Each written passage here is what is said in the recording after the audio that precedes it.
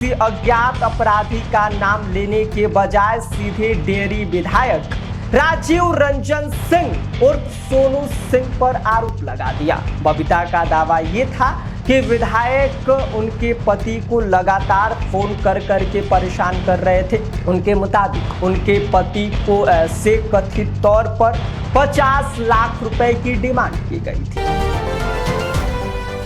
टिहरी नगर पंचायत के कार्यपालक पदाधिकारी विमल कुमार की हुई निर्मम हत्या मामले में नया मोड़ आ गया है और नया मोड़ यह है कि कार्यपालक पदाधिकारी की पत्नी बबीता ने इस पूरी हत्या का जिम्मेदार डेयरी विधायक राजीव रंजन सिंह उर्फ सोनू सिंह को ठहराया है। उनका यह कहना है कि डेयरी विधायक ने ही उनके पति विमल कुमार की हत्या करवाई है। इतना ही नहीं, 50 लाख रुपए की डिमांड करने और रोज परेशान करने का भी आरोप ईओ विमल कुमार की पत्नी ने डेयरी विधायक के ऊपर लगाया है, जिसके बारे में आगे हम आपको सब कुछ विस्तार से बताएंगे कि पूरा मामला क्या है, अब तक इस पूरे मामले में क्या क्या हुआ है और क्यों कार्यपालक पदाधिकारी की पत्नी विधायक के ऊपर सारे आरोप लगा रही है। सब कुछ सिलसिलेवार आपको समझाएंगे, लेकिन उससे पहले नमस्कार, आप देख रहे हैं स्वराज पोस्ट और मेरा नाम विष्णु है। आपको बता दें कि डेयरी नगर पंचायत के कार्यपालक पदाधिकारी विमल कुमार की हत्या के मामले में कहानी लगातार उलझती जा रही है। एक तरफ विमल कुमार की पत्नी बबीता जो है वो डेयरी विधायक राजीव रंजन सिंह और सोनू सिंह पर बेहद गंभीर आरोप लगा रही हैं। उनकी पत्नी का दावा यह है कि उनके पति से 50 लाख रुपए की डिमांड की जा रही थी। उन्हें लगातार फोन करके परेशान किया जा रहा था और इन सब में विधायक का हाथ है। आखिरकार पैसे नहीं देने पर उनकी हत्या करा दी गई। लेकिन दूसरी तरफ पुलिस की जांच में एक ऐसा खुलासा हुआ है जिसने पूरे मामले की दिशा ही बदल दी है। पुलिस के मुताबिक जिस शख्स को शुरुआत में इस पूरी घटना का चश्मदीद और मददगार समझा जा रहा था, वही इस पूरी हत्या का मुख्य आरोपी बनकर सामने आया है। अब सबसे पहले आप ये जान लीजिए कि उस रात क्या हुआ था, कैसे कार्यपालक पदाधिकारी यानी कि ईओ विमल कुमार की हत्या की गई। आपको बता दें कि जब ईओ विमल कुमार घटना वाले दिन अपनी कार से पटना जा रहे थे तो उनके साथ उनका चालक मिथिलेश कुमार भी था। तभी रास्ते में अचानक गाड़ी बारूर थाना क्षेत्र के लखडीहरा के पास रुकती है। शुरुआती जानकारी में यह बताया जाता है कि कुछ अपराधियों ने उनकी गाड़ी को रोका था और विमल कुमार पर हमला कर दिया था। उनके साथ मारपीट की गई, लोहे की रॉड से हमला किया गया और बाद में गोली तक मारने की बात सामने आई। विमल कुमार बुरी तरह इसके बाद घायल हो गए। इसके पश्चात स्थानीय लोगों की मदद से उन्हें रोहतास जिले के जो है वो एक अस्पताल में लेकर जाया गया, जहां पर उनका इलाज करने की कोशिश की गई, लेकिन डॉक्टरों की कोशिश नाकाम रही और इलाज के दौरान ही कार्यपालक पदाधिकारी विमल कुमार की मौत हो गई। और इस दौरान भागे भागे एसपी, डीएम और एसडीएम सारे लोग मौके पर पहुंचे। लेकिन इस पूरे मामले में उस वक्त कहानी और उस वक्त पूरी तस्वीर बदल गई जब विमल कुमार की मौत के बाद उनकी पत्नी बबीता का बयान सामने आया। उनकी पत्नी बबीता ने किसी अज्ञात अपराधी का नाम लेने के बजाय सीधे डेयरी विधायक राजीव रंजन सिंह उर्फ सोनू सिंह पर आरोप लगा दिया। बबीता का दावा यह था कि विधायक उनके पति को लगातार फोन कर करके परेशान कर रहे थे। उनके मुताबिक उनके पति को से कथित तौर पर 50 लाख रुपए की डिमांड की गई थी। बबीता का कहना यह है कि कई बार फोन करके पैसे मांगे गए और इसी वजह से विमल कुमार मानसिक दबाव में थे। उन्होंने यह भी दावा किया कि 20 जुलाई को उनके पति विमल कुमार को विधायक के आवास पर भी बुलाया गया था। पत्नी के मुताबिक विमल कुमार हमेशा यही कहते थे कि उन्होंने कोई गलत काम नहीं किया है, और जब उन्होंने कोई गलत काम किया ही नहीं है तो फिर 50 लाख रुपए कहां से लाएंगे। और तो और विमल कुमार की पत्नी बबीता का आरोप यह भी है कि जब कथित तौर पर पैसे नहीं दिए गए तो उनके पति की हत्या करवा दी गई, और इन सारे हत्या का जिम्मेदार विमल कुमार की पत्नी ने विधायक के ऊपर थोप दिया और कहा कि यही है, इनके इशारे पर हत्या हुई है। लेकिन अब कहानी में नया ट्विस्ट आ गया है। बड़ा ट्विस्ट जो है वो पुलिस ने दिया है। पुलिस ने जब इस पूरे मामले की जांच शुरू की तो शुरुआत से ही विमल कुमार के ड्राइवर मिथिलेश कुमार के बयान पर सवाल उठने लगा। अजीबोगरीब बयान, क्योंकि अपराधियों को लेकर विमल कुमार के ड्राइवर का बयान लगातार बदल रहा था। पहले बताया यह गया कि 2 अपाची बाइक पर सवार अपराधी आए, फिर कहानी बदली और कहानी में एक अपाची बाइक की बात सामने आई। पुलिस को यही बदलाव खटकने लगा। आखिर अगर सामने हुई घटना किसी व्यक्ति को याद ना हो और ऊपर से अपराधियों की संख्या को लेकर बयान बदल रहा है तो जाहिर सी बात है कि पुलिस इस पर शक करेगी।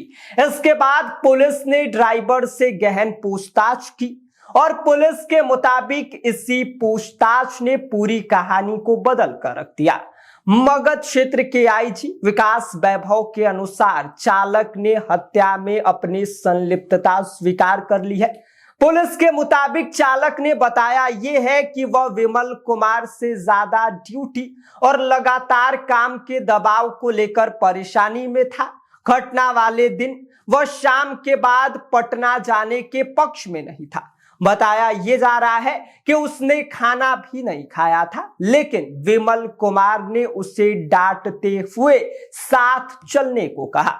दोनों गाड़ी से पटना की तरफ निकल गए। इसके बाद लखबिहरा गांव के पास चालक ने कथित तौर पर गाड़ी रोकी। पुलिस के मुताबिक इसी दौरान विमल कुमार ने उससे फिर डांटा और यही बात उस ड्राइवर को बुरा लग गया और यही चालक का गुस्सा कथित तौर पर हिंसक हो गया। पुलिस के मुताबिक चालक ने गाड़ी में रखी टायर खोलने वाली लोहे की रॉड निकाली। पहले उसने कथित तौर पर गाड़ी पर हमला कर दिया। इसके बाद जब विमल कुमार गाड़ी से बाहर आए तो उनके सिर पर रॉड से कई बार जो है वो हमला किया। पुलिस का दावा यह है कि इसके बाद लगातार हमले किए गए और विमल कुमार गंभीर रूप से घायल होकर गिर पड़े। इसके बाद आपको बता दें कि कहानी को हादसे की रूप देने की कोशिश की गई। पुलिस के मुताबिक चालक ने वाहन को सड़क किनारे जो है वो पलटने की कोशिश भी की ताकि पूरा मामला सड़क दुर्घटना जैसा दिखाई दे, लेकिन जब उसे लगा कि यह पूरी कहानी काम नहीं करेगी तो उसने कथित तौर पर बाइक सवार अपराधियों की कहानी बना ली और ये बताया कि कई लोग अपाची बाइक पर आए और उनके मालिक जो विमल कुमार थे उनको जान से मारने की कोशिश की, उनके ही मारपीट और उन्होंने रॉड से मारा तो इनकी हत्या हो गई। लेकिन जैसे जैसे पूछताछ आगे बढ़ती गई पुलिस के मुताबिक कहानी की परतें भी खुलती चली गई।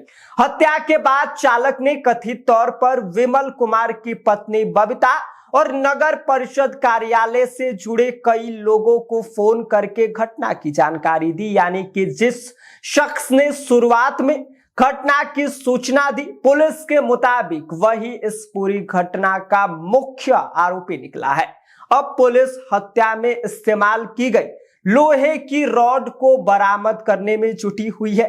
इसके लिए डॉग स्क्वाड की मदद भी ली जा रही है। लेकिन सबसे बड़ा सवाल अभी भी वही है कि अब इस पूरे मामले में दो अलग अलग दावे सामने आए हैं। एक तरफ विमल कुमार की पत्नी बबीता इस पूरे मामले का आरोप डेयरी विधायक के ऊपर लगा रही हैं और ये कह रही हैं कि उनके पति से 50 लाख रुपए की डिमांड की गई और पैसे नहीं देने पर उनकी हत्या कर दी गई। दूसरी तरफ पुलिस की जो जांच है वो ये कह रही है कि ड्राइवर मिथिलेश कुमार की कथित तौर पर संलिप्तता सामने आई है और ड्राइवर मिथिलेश कुमार ने इस बात को स्वीकार भी कर लिया है। पुलिस का यह कहना है कि अब तक की जांच में चालक के अलावा किसी दूसरे व्यक्ति की संलिप्तता सामने नहीं आई है, लेकिन पत्नी के द्वारा लगाए गए आरोपों की जो है उस पर भी जांच की जाएगी, क्योंकि इससे भी एक अहम हिस्सा के तौर पर देखा जा रहा है। हालांकि ये सब आरोप है, क्योंकि अगर पत्नी के आरोप सही निकलते हैं तो मामला सिर्फ हत्या का नहीं बल्कि एक कथित तौर पर बड़ी साजिश का बन जाएगा। और अगर पुलिस की मौजूदा थ्योरी सही साबित होती है और हत्या के पीछे की वजह काम का दबाव और चालक का गुस्सा निकलता है तो ये पूरी कहानी पलट जाएगी। यानी कि सवाल सिर्फ ये नहीं है कि विमल कुमार की हत्या किसने की, सवाल यह भी है कि हत्या के पीछे की असली वजह क्या थी। हालांकि आरोप तमाम लग रहे हैं, पत्नी कुछ और कह रही है, पुलिस की थ्योरी कुछ और कह रही है, चालक के बयान कुछ और कह रहे हैं।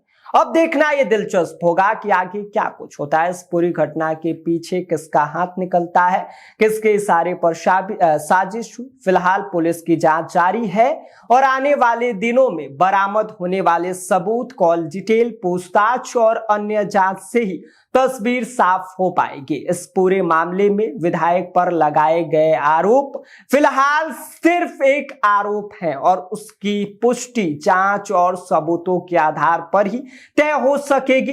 तो डेयरी के कार्यपालक पदाधिकारी विमल कुमार हत्याकांड में कहानी अभी भी खत्म नहीं हुई है, क्योंकि एक तरफ पत्नी के गंभीर आरोप है, दूसरी तरफ पुलिस के हाथ लगा कथित हत्यारा।